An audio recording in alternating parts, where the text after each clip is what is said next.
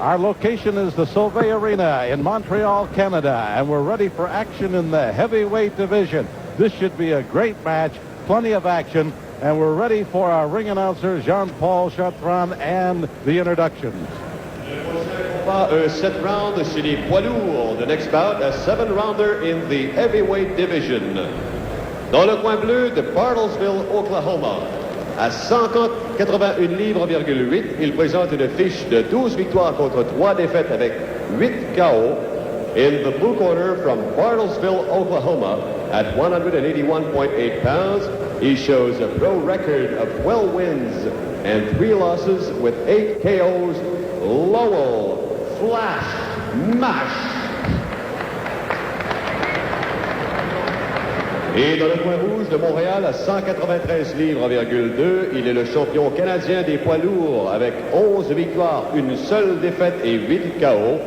And in the red corner from Montreal at 193.2 pounds, he is the Canadian heavyweight champion with a record of 11 wins and only 1 loss with 8 KOs, Daryl Hennigan.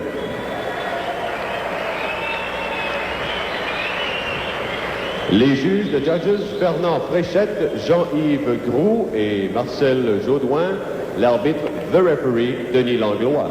Il s'agit d'un 7 round dans la catégorie des poids lourds, a 7-rounder in the heavyweight division. All right, you've heard the introduction of the fighters for this battle. Denis Langlois, the referee, calling him to the center of the ring to give them their last-minute instructions. And this is going to be an interesting bout.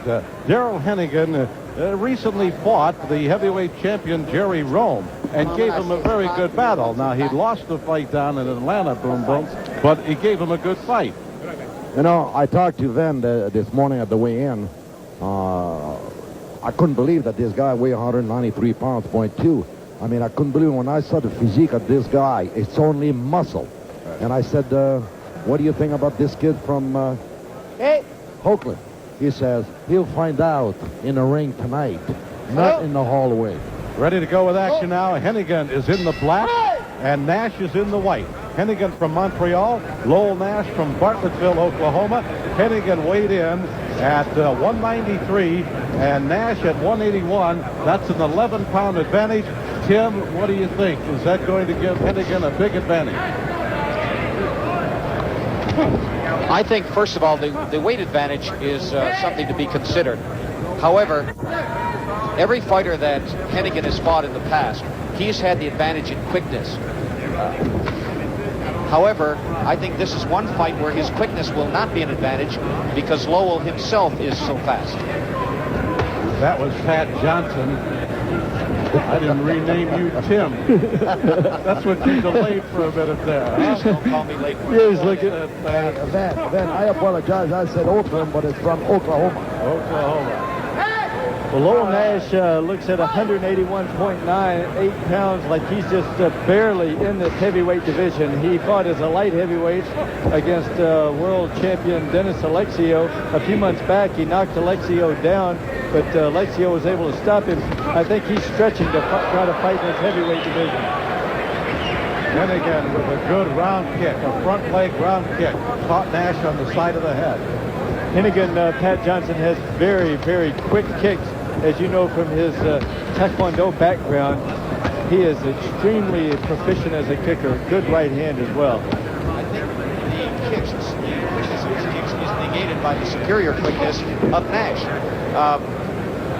Nash seems to be the kind of fighter who is trying to take advantage of one thing, and that is quickness. Though he does have power, in his 12 wins, he has 8 knockouts, so he can hit. That was a spinning back kick tried by Daryl Hennigan. It was not a knockdown. He just slipped trying to execute that technique. Nash was able to move inside the technique with his quickness, and the kick was ineffective. You know, who entered the first round, I can see that old man. He looks to me a very, very strong and tough kid. Definitely a tough kid from what I'm told, but again, he's giving up 12 pounds here, and I think it's going to be difficult for him to deal with the heavier weight here in the later rounds. That's a prediction. Yes, the weight will show as time wears on. It's going to wear him down, absorbing all of the the punishment. However, I'm really impressed with his quickness at this point. Something unusual in that last kick, it was actually a spinning heel kick, and it's unusual to see someone try that kick as a counter move against someone coming forward, and Hennigan nearly pulled it off. One of Hennigan's best weapons is a very powerful right hand. You saw there how he put it together right after the roundhouse kick came right after that right hand. Here we go with action in round two. Darrell Hennigan in the black, Lowell Nash in the white, and boy, they come right out and go to work. Absolutely. That's a kick called an axe kick. Comes out from the side up and right down on top of your head or collarbone like an axe. Well, there's no question that you can see the Taekwondo experience of Hennigan and the way he uses his legs for a big man. That's very good. Langlois is warning Nash then, who did a spinning back kick right into the lower thigh of Darrell Hennigan. You know, Pat, I honestly believe that Darrell Hennigan, he wants to impress his own people. He's from Montreal. The other kid is from Oklahoma. You know, I mean, you got to give credit to the other kid, too. The other kid comes into the ring and fight. He wanted to find out how good Hennigan is. I think he's going to find out, but his courage can't be tested. I mean, question. Let's see, that was another slip. Although Nash delivered a straight left, I think it was a combination of the punch and the slip. That is correct. He caught Hennigan while Hennigan was up on that one leg, leaning back, delivering the round kick. He was off balance. Something that Hennigan is doing that is typical of Taekwondo and Korean-style fighters is he emphasizes the kick so much that he really drops his hands as he's going to kick. That gives Nash plenty of time to react. He's looking for kick, if you'll take note of that.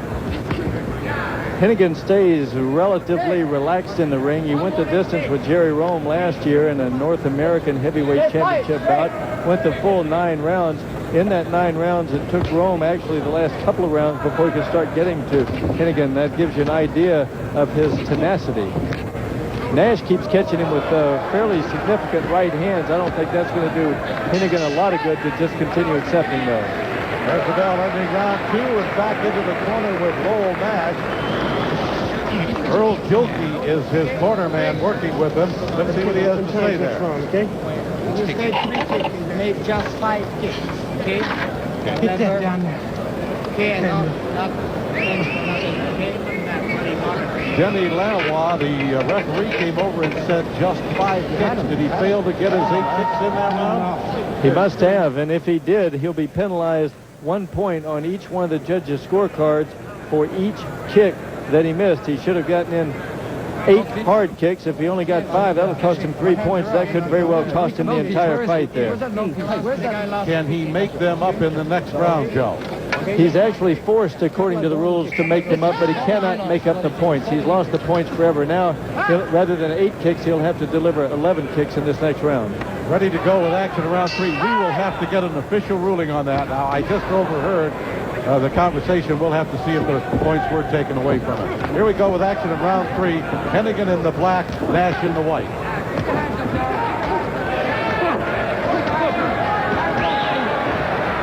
Joe Hennigan really fights standing straight up. You notice that? He doesn't come down low, doesn't bob, weave. He's really a straight-up fighter.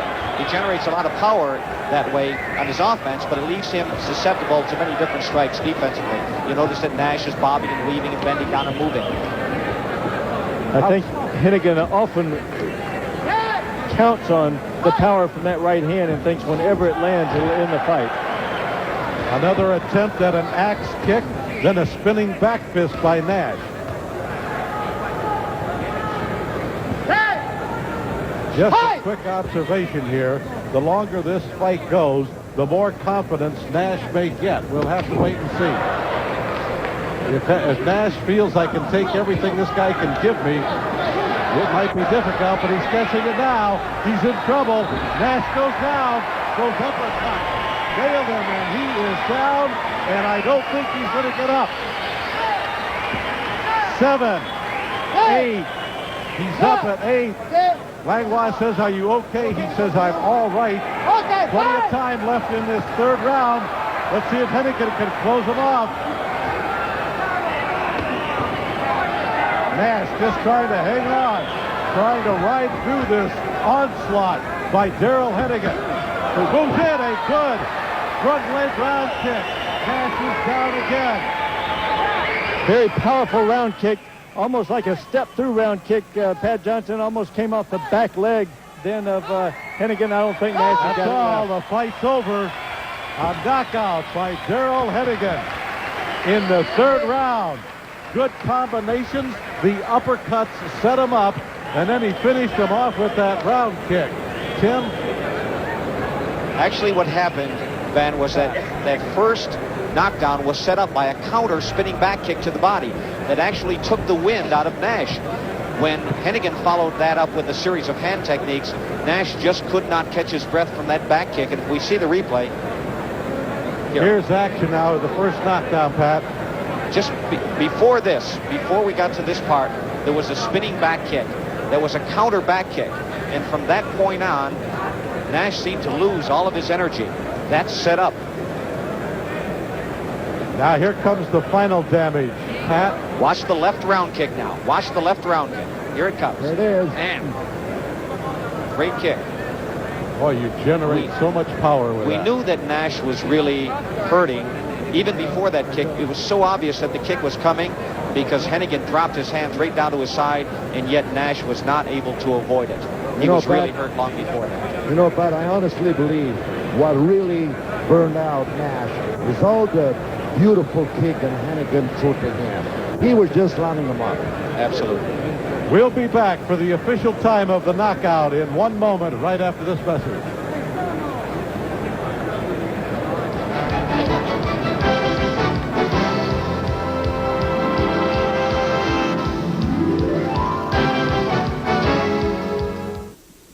And now for the official time of the knockout. Let's go to ring announcer Jean-Paul Chartrand. Le gagnant, the winner, par KO au troisième round at 1 minute 54 by knockout at 1:54 of the third round, de Montréal from Montreal, Darrell Hennigan. There's your winner, Darrell Hennigan. 1 minute and 54 seconds of the second round. Hey, if Nash could have hung on for about 6 more seconds, he would have maybe got a respite there in between. But that second guessing, that round kick did the damage, the final damage, and took him out.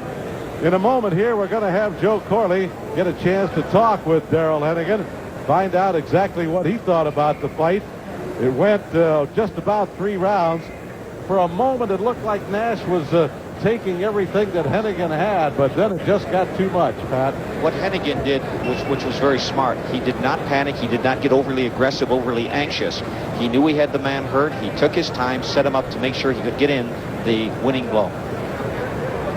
Darrell Hennigan is now joining Joe Corley. Right here, let's go to Joe Corley. Joe? Darrell, looked like the right hand and the round kick worked for you. In the first round, you started trying to set them up together, and both of the things seemed to work extremely well. Yeah, I agree. The outcome of the fight was evident of that. Yeah. He looked like it was all he could do to get himself up into the heavyweight division. Did he seem to lack heavyweight power to you? Power, maybe. You know, he had knocked down Dennis Alexio just 3 months ago. That's what I heard. But he was aware of the weight that he had to make. And he came in, I think, 3 pounds under. But you felt like he had good heavyweight power at this weight, huh? Yeah, he was good. He moved a little slower than I think he maybe anticipated I would move. And I hope my speed, compensated for that. We know the big question in Atlanta, Georgia, and I'm sure it's going to start up here in Montreal. You're one of the few fighters to go the distance with Jerry Rome, very impressively, as a matter of fact, in Jerry's comeback effort. That's right. What are the discussions now about a heavyweight title fight for you? Of course, you fought Jerry before he won the title. We are looking forward to another fight with Jerry. Some new ideas have been added in order to maybe try to upgrade my skill a bit and experience in fighting maybe within the next year, and also try to get a world title in another division, and maybe hopefully we can combine those two at the end of the year. Now, I would look forward to that. Well, congratulations to you, Darrell Hennigan, on a great fight. The right hand, the round kick worked, Van. And I guess Jerry Rome is going to be the next man that Daryl Hennigan has on his mind long range. Okay, we'll be looking forward to that, and we'll be back with more PKC American kickboxing action in a moment.